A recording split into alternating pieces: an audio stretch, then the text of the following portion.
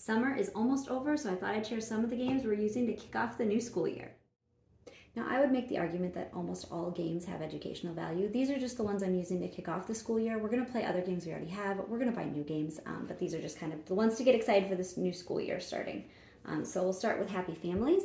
This is a card game with these cute little Egyptian characters. It's supposed to play kind of like Go Fish, but we are studying ancient Egypt, so I thought this would be a fun one to throw in that unit.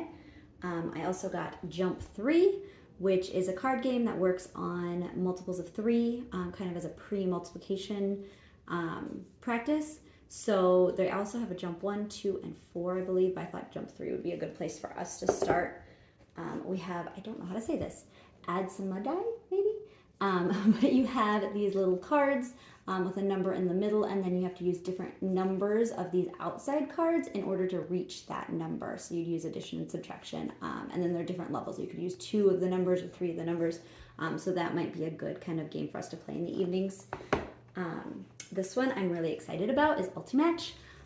So this is a cooperative card game where the cards are in this pyramid, and then you have to try to eliminate cards from the bottom by matching them, but you can use addition and subtraction to do it. So we can play cooperatively, but I'll get a little bit of math practice in there.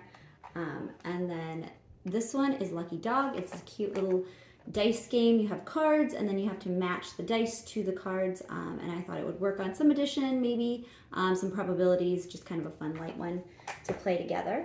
And then for language arts, I got this Miss Bernard is a Wild Card.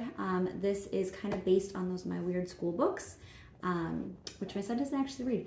But I thought he would like the kind of silly nature of a way to practice the different parts of speech and create kind of crazy sentences. We didn't really have a good language arts game like that, so I thought that would be a good fit. And then this last one is not really for my 6-year-old that's doing like second grade work. This is more for my 2-year-old.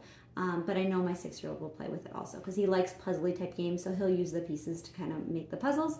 But this is a number blocks game that I'm hoping will occupy my 2-year-old while I do schoolwork with my older son. So hopefully I think both kids will get some use out of that. So that is what we are using to start off the school year. Like I said, we're going to play other games. I'll share more about these games as we kind of get into them and play with them and see whether we like them or don't like them and how they fit.